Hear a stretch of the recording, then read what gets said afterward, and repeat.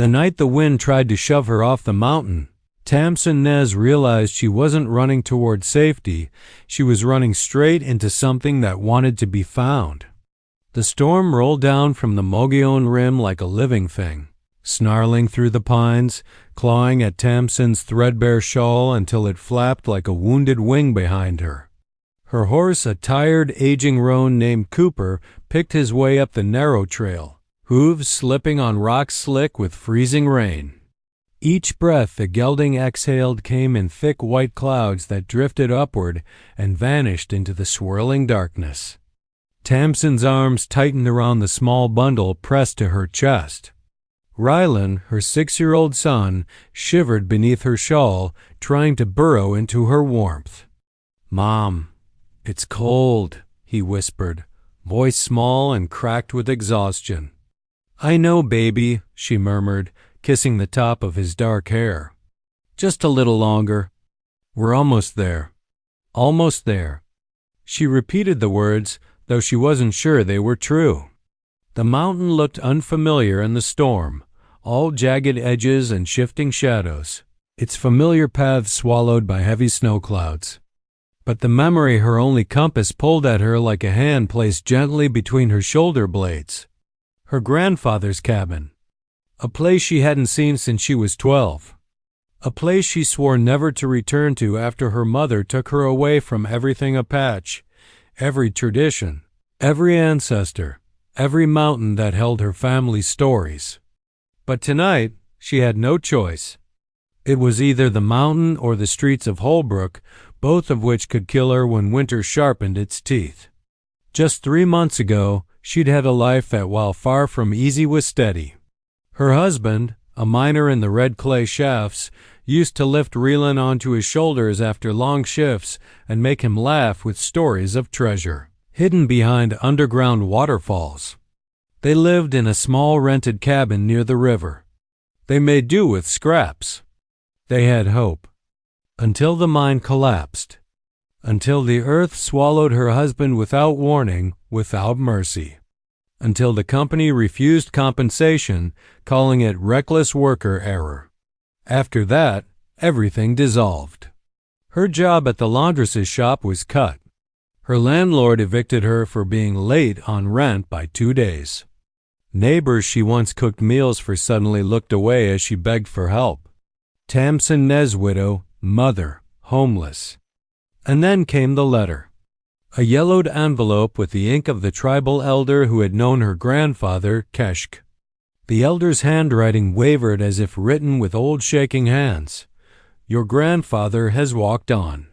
His mountain house now belongs to you. Come before winter deepens." Tamsin had cried when she read it. Not from sadness, she hadn't seen the old man in nearly 20 years, but from the fragile spark of possibility.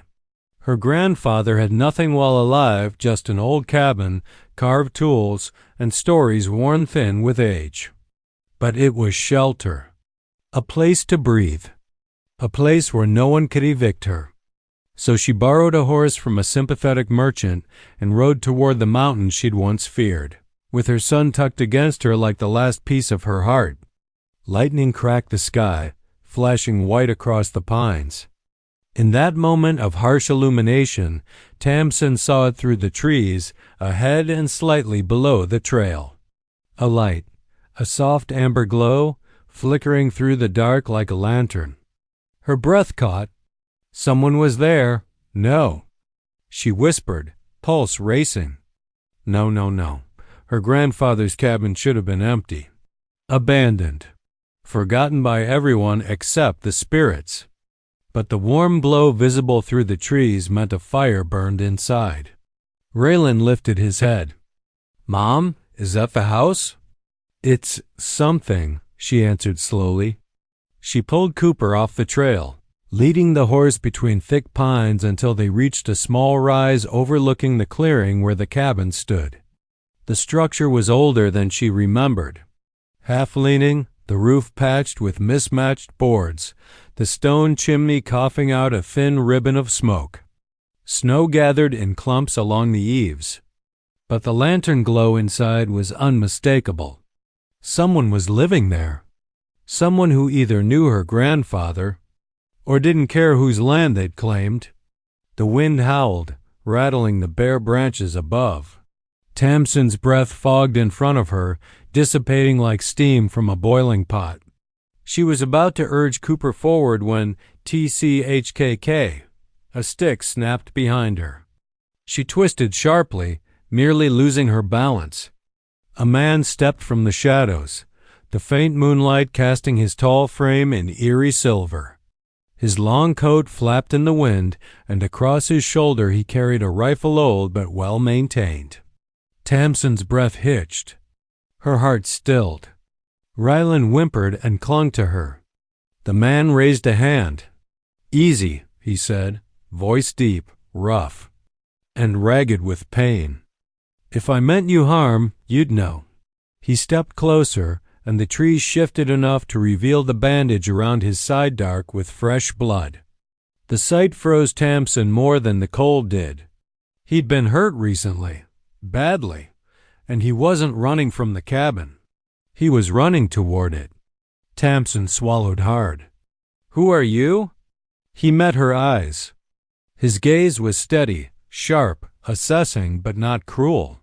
"You're Tamsin Nez," he said simply.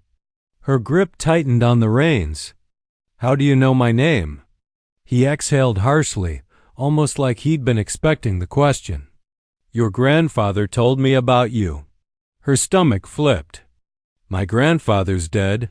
"Yes," he whispered, a shadow crossing his face. "I'm sorry. I couldn't get to him before his time came." She stiffened. She didn't know this man. She didn't trust him. But something in his voice, some quiet grief, felt real. Rylan tugged her sleeve. "Mom, who is he?" The man stepped back respectfully, lowering his rifle. "My name is Elias Brand." Tamsin frowned. The name meant nothing.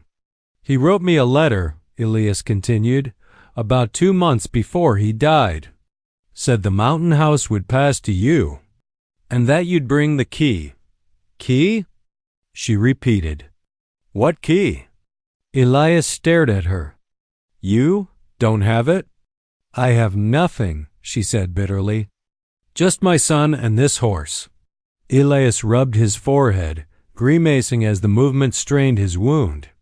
"Then we're in trouble," he said quietly. Before she could ask why, another sound ripped through the storm. A gunshot. Close. Too close. The bullet struck a pine trunk near her head, showering her with splinters. Rylan screamed. Elias lunged forward, grabbing the horse's reins and dragging them behind a boulder. "Tamsin!" He shouted. "Move! They found us. Who?" But she already knew. Whoever hurt Elias, whoever lit the cabin's fire, whoever hunted her grandfather's secrets. A second shot cracked. Bark exploded over her. Elias shoved her toward the cabin. "Inside, now! Get the boy safe." Tamsin kicked Cooper into motion, racing across the clearing as bullets split the air behind her. Her heart hammered so hard she could taste blood in her mouth. The cabin door burst open under her hand. She stumbled inside, clutching her son as the storm howled outside and Elias staggered in after them, slamming the wooden beam across the door. Outside, voices emerged cruel, confident. "There, cabin's lit, they're inside." Tamsin pressed her back against the wall, chest heaving. Elias wiped blood from his mouth, gripped his rifle, and whispered, "Your grandfather told me one thing before he died. Someone is coming for what he hid in this cabin." Tamsin's breath froze. What did he hide? Elias met her eyes. "A secret," he said, "worth killing for." Outside, footsteps crept toward the door, and the mountain, her grandfather's mountain, felt like it was holding its breath. The gunshot's echo had barely faded when Tamsin realized the man trying to break into the cabin wasn't alone. A second shadow slipped between the pines, then a third silent, coordinated, too careful to be ordinary bandits. Her pulse hammered as she tightened her grip on the rifle. Elias Brand didn't move. He sat slumped beside the hearth exactly where she'd left him, breath thin, one hand pressed against the blood-soaked bandage on his ribs. But his eyes were wide awake, now dark, alert, calculating. "Tamsin," he whispered hoarsely, "you need to listen to me carefully." Outside, a boot scraped against gravel, slow, deliberate. Tamsin's skin prickled. "Are they after you or something in this cabin?" Elias' jaw clenched. "Both." Before she could demand more, another sound ripped through the tense silence, Rylan's sleepy voice drifting from the back room. "Mama? Why are you whispering?" Tamsin's breath caught. She pushed the boy gently back inside and whispered, "Stay down, baby. Don't come out until I call you." "But Mama, no matter what you hear." His frightened eyes met hers, and she saw his small hands tremble as he nodded. She slipped the door closed, heart twisting, and turned back to Elias. "Talk," she demanded. He swallowed hard. Sweat dripped down his temple. "Your grandfather, the old man Keshke, wasn't just an herbalist or storyteller. He guarded something. Something men have killed for." Tamsin froze. "Guarded what?" Before he answered, glass shattered. A bullet tore through the side window, smashing a clay jar and sending dust spiraling through the air. Tamsin dove behind the dining table, dragging Elias with her. Wood splintered as more shots rattled the front wall. Rylan whimpered behind the bedroom door. "Damn it," Elias hissed. "They found it." "Found what?" She snapped. Elias pointed with a shaking hand toward the stone fireplace. "Behind those stones, your grandfather's legacy." Tamsin stared at the hearth. It was made of dark volcanic rock dug from the mountain itself, rough and uneven, as if Keshke had shaped it with his bare hands. She'd never inspected it closely. She'd lived her entire childhood here, but somehow never thought those stones hid anything important. "How do you know?" she asked. Elias winced. "Because Keshke told me, and because I saw part of it before I was shot." Tamsin's breath hitched. "You knew my grandfather?" "Yes. He saved my life once, same as you're doing for me now." Her throat tightened. Keshke had always been quiet about his past. He'd lived in these mountains like a ghost, never trusting outsiders. Yet he trusted Elias. Before she could ask more, the attackers regrouped outside. One called out, voice rough, "Bring the boy out, Nez woman. We know he's inside." Tamsin's blood ran cold. They wanted Rylan. Why? She aimed her rifle toward the open window and shouted back, "If you want him, come and get him." Elias muttered, "You're fearless." "No," she said, breath trembling. "I'm a mother." More footsteps approached fast. They were preparing to rush the front door.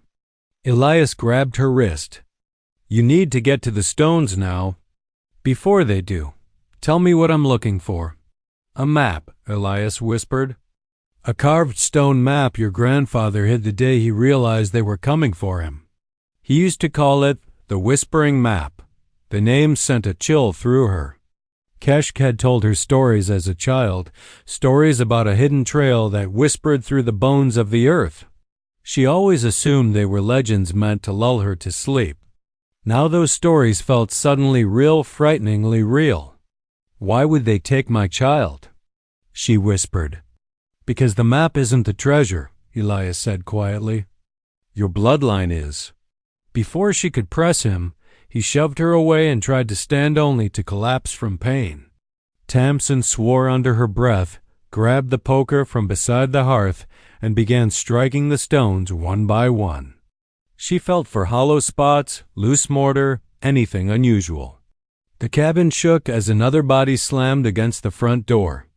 "We don't have time." Elias groaned. The door cracked. A hinge snapped. Wood split down the center. Then clink. The poker hit a stone that sounded wrong. Tamsin felt along the edge until her fingertips brushed a tiny groove. She dug her nails in, pulled nothing. She grabbed a knife and shoved it into the crack, prying until the stone lurched free and crashed onto the floor. Behind it lay a dark cavity. Inside was a flat, hand-sized stone slab wrapped in deerskin. Tamsin ripped it out moments before the front door exploded inward. She whirled around to see a man step into the cabin, a tall, scarred brute with coal-black eyes and an iron shotgun. Two others flanked him. Their faces were carved with cruel focus. "There she is," the leader growled. "Keshke's granddaughter." Elias tried to move in front of her. "Colter, don't." "You again," the brute snarled. "I should have killed you on the trail." "Colter." So Elias did know these men. Colter's gaze snapped to Tamsin's hands and the stone slab she clutched. "That's ours," he growled. "Keshke owed us, and his debt passes to you." Tamsin retreated a step. She could feel the heat from the hearth against her back. "My grandfather didn't owe you anything." Colter grinned darkly. "He owed us the location, and he died before paying. Now you'll finish the trade." Elias spat blood. "You don't even know what you're looking at." "I know enough," Colter snapped. "The map leads to power older than the tribes. A place carved out before any man set foot on these lands. A place that can feed an army or wipe one out." Tamsin's fingers tightened around the map. Colter raised his shotgun at her chest. But before he could fire, a single terrified cry pierced the air. "Mama!" Rylan had cracked open the bedroom door. Colter's eyes gleamed. Tamsin's soul dropped. "Don't you touch him!" she screamed. Colter lunged toward the child, but Tamsin moved first. She swung the poker like lightning, smashing Colter's wrist. The shotgun fired into the ceiling. Plaster rained down. Elias, with the last of his strength, tackled one of the other men, sending them both crashing into the table. Chaos exploded through the cabin. Tamsin grabbed Rylan and shoved him behind her. "Run to the back room." "Hide, Mama." "Go," he bolted.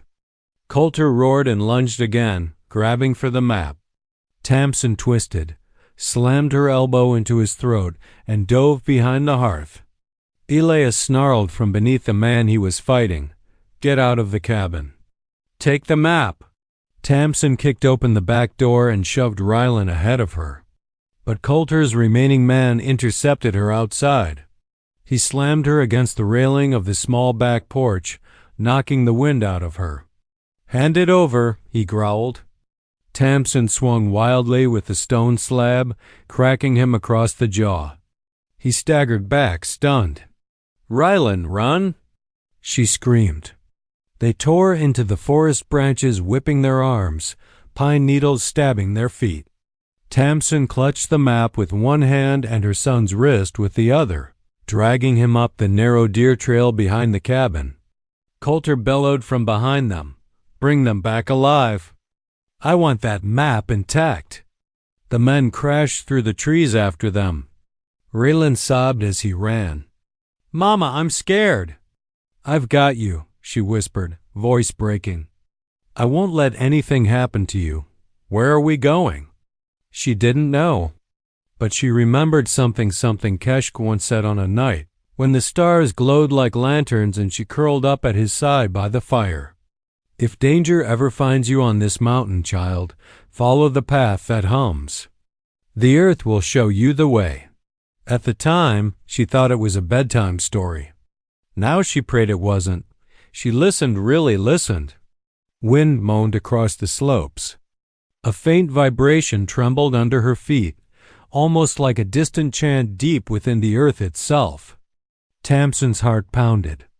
"Keshke," she whispered, "guide me." She tugged Rylan toward the sound. Behind them, Colter shouted orders closer now. Elias's voice echoed from the cabin. "Tamsin, don't let them take the map." Her lungs burned as she climbed higher, chasing the low, resonant hum woven into the mountain's bones. and when she rounded a boulder at the top of the ridge, the ground opened into a narrow crack and entrance hidden by brush and shadow. A cave, a place the mountain had swallowed for decades. Tamsin pushed Rylan inside and followed, gripping the map tight as the darkness wrapped around them, deep, ancient, and full of whispers. Tamsin had never known darkness could feel alive until the cave swallowed her whole. The air was colder than the night outside, still, ancient, holding a silence so heavy she could almost feel it pressing against her ribs. Rylan clung to her skirt, trembling. His breath came in short, panicked bursts. "Mama, what is this place?" "A place your great-grandfather didn't want anyone to find," Tamsin whispered, pulling him closer. "Stay behind me. Don't touch the walls." Outside, Colter's voice boomed across the ridge. "Find them. I want that map before sunrise." Boots hammered the earth. Branches cracked. Someone shouted that they'd found tracks. The search was tightening. Rylan whimpered. Tamsin crouched, placing a finger over his lips. "Quiet, baby. They can't see us in here, but they'll hear us." She listened. The cave breathed in long, shuddering groans like wind trapped in stone. But beneath it, faint and rhythmic, she heard something else, a distant tapping. It echoed as if from deep underground, like someone knocking slowly on the roots of the mountain. Tap, pause. Tap, tap. Rylan pressed his face into her side. "Is someone in here?" Tamsin swallowed hard. No, just the mountain settling. But she wasn't sure. Her grandfather, Keshke, used to tell her stories tales he whispered into her hair while brushing out the dust and tangles after long days on the trails. He spoke of bone echoes, sounds the mountain made when remembering things buried too deep for men to understand. She used to laugh at those stories. Now the echoes felt real, very real. She pulled out the stone slab wrapped in deerskin, the whispering map. Even inside the cave's gloom, faint etched markings shimmered across its surface. Spirals, ridges, carved lines resembling veins in a leaf, and in the center a symbol that looked like a handprint. Keshke's handprint. Tamsin touched it with her thumb, and for a moment the stone felt warm. Behind them, rocks shifted. Footsteps crunched. Someone had reached the cave entrance. Rylan stiffened. Tamsin threw an arm in front of him. Light spilled into the outer chamber, a lantern beam cutting through dust like a blade. Tamsin. It was Elias Brand. His voice was strained, ragged. He coughed hard, nearly dropping the lantern. Blood trickled down his side, his bandages soaked through completely. "What are you doing here?" Tamsin hissed, rushing to him. "You should have stayed hidden." Elias leaned heavily against the cave wall. "Couldn't." "Let them take you." "Or the boy." He wiped sweat from his brow. "Colter's men didn't see me slip out. They're searching the west slope." "You're hurt worse than you let on," she whispered. He gave a faint smile. "It's not the first time I've been shot. Doubt it'll be the last if Colter catches me." Rylan tugged at Elias's sleeve. "Did you beat the bad guys?" Elias knelt shakily. "Not yet, little man. But we'll outsmart them." Another echo shivered through the cave, low, mournful, vibrating up through their bones. Elias's lantern flickered.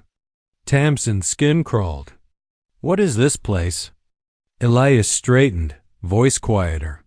"Something your grandfather protected for decades. Something the tribes whispered about back when I first came through these mountains." His gaze dropped to the map in her hands. "The stone is a key, not a map. It activates something inside this mountain." Tamsin's eyebrows pinched. "Activates what?" Elias hesitated. "You aren't ready for that answer yet." She bristled. "Don't talk in riddles." "Not now." Elias reached out, tracing one of the spirals on the stone. This symbol here, Keshke told me, it marks a living spring hidden in the deepest chamber. Water purer than any known source. Capable of healing injuries, purging sickness, strengthening the body. Tamsin stared. A healing spring? Elias nodded. Older than the tribes. Older than the settlers. A sacred source. Some say its water is why Keshke lived so long and why he stayed hidden. Rylan blinked up at his mother. Mama, can it help Elias? Tamsin felt a tug in her chest. The thought of healing Elias, saving him the way he had risked everything for them, made her throat tighten. But Elias held up a hand. No, we don't know what the water does to outsiders. Keshke warned me it changes people. Gives strength, but takes something in return. No one knows what that something is. Tamsin whispered, "Why would Colter want it?" Elias's expression darkened. Because he wants power. He thinks that spring can make him unstoppable. Tamsin looked at Rylan. Her son's dark eyes were wide with fear. She wrapped an arm around him. Then we can't let him find it. Elias nodded grimly. Another echo rumbled through the cave, louder, deeper. Dust sifted down from the ceiling. Far outside, a shout carried through the night. They're close, Elias rasped. We need to move deeper. Before they corner us. Tamsin hesitated, staring at the black tunnel stretching into the mountain's throat. I don't know what's in there. Elias's eyes softened. I know, but Keshke left this map for you. That means he trusted you to find the way. Her breath shook. She squeezed Rylan's hand and stepped forward. The cave sloped downward, the air turning colder with every step. Elias lifted the lantern high, illuminating jagged walls textured like ribs.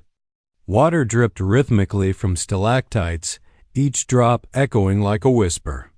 But after a while, Tamsin realized something unnerving. The echoes didn't just bounce off the walls. They changed pitch. Almost as though the cave responded to their footsteps. Rylan whispered, Mama. The rocks are talking. Tamsin tried to reassure him. It's just sound. But Elias whispered under his breath, or something deeper. The tunnel opened suddenly into a vast cavern. Tamsin gasped. The ceiling soared so high she couldn't see it, lost in darkness. Thousands of mineral formations glittered faintly, reflecting the lantern like stars suspended underground.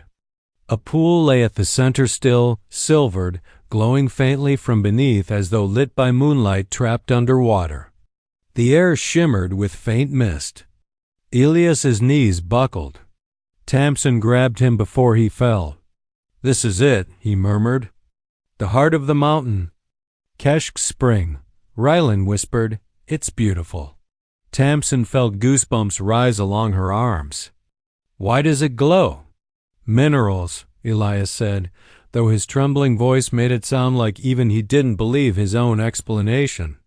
Before they could move closer, a thunderous crack echoed from the entrance tunnel. Then voices. Colter's men. They'd found the cave. Elias, Tamsin whispered urgently, we need to block the entrance. No time, he groaned. They're too close. Another shout echoed. Tracks lead this way. Spread out. Tamsin's pulse slammed against her ribs. She looked at the glowing pool, then at Elias bleeding out, barely conscious. Then at Rylan Small, terrified, clinging to her hand. Her grandfather's voice flashed in her memory. If you are cornered, the water will choose. Tamsin's breath trembled. I don't know what that means, Keshke. Elias tried to stand. Tamsin, don't. But behind them, footsteps thundered closer. Colter roared from the tunnel entrance. There. In the cavern. Lantern light flared, silhouettes spilling across the walls. Rylan screamed. Colter raised his rifle. Tamsin made a choice. She rushed to the pool and plunged her hand into the shimmering water. It was warm, impossibly warm. The stone slab vibrated violently in her other hand. Lines of carved symbols glowed bright white. The spirals pulsed. The etched handprint blazed. A low rumble rolled through the cavern. The water's glow intensified until it filled the chamber with blinding radiance. Tamsin gasped as she felt something pull, not from the water, but from somewhere inside herself. A tug deep in her chest. A warmth blooming in her veins. Elias staggered backward. "Tamsin, stop." Colter's men froze, shielding their eyes. "What's happening?" One shouted. But Tamsin couldn't let go. The pool vibrated around her hand, the stone map shaking like a living thing, symbols flashing in a rhythmic pattern, and then the cavern floor trembled. A rumbling roar shook the walls. Dust cascaded. Rocks split. The glowing water spiraled upward in a twisting column of mist. Rylan clung to her leg, crying out in terror, "Mama!" Tamsin pulled him close just as the entire cavern exploded with blinding white light, and the mountain closed around them. For a long moment after the explosion of light, Tamsin wasn't sure whether she was alive or dreaming. Everything was white, weightless, silent. Her hand, still submerged in the warm water, felt like it was being held by something gentle yet impossibly strong. As though the spring itself had wrapped around her. Then the world rushed back. The cavern dimmed. The light sank into the pool. The mountain exhaled a deep groaning breath like an old giant settling back into slumber. Tamsin staggered backward, pulling Rylan into her arms. Her breaths came in shallow, trembling gasps. The water no longer glowed. Instead, it rippled faintly, shimmering with a soft silver undertone.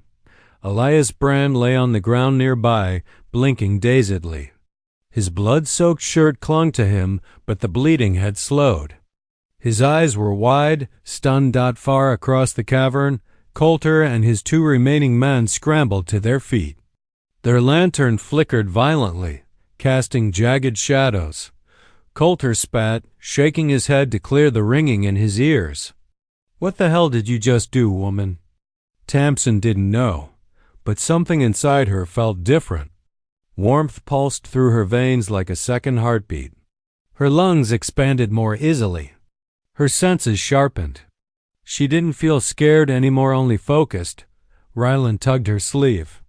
"Mama, the water talked to you." She knelt and touched his cheek. Maybe it listened. But Colter was not done. He raised his rifle again, face twisted in rage.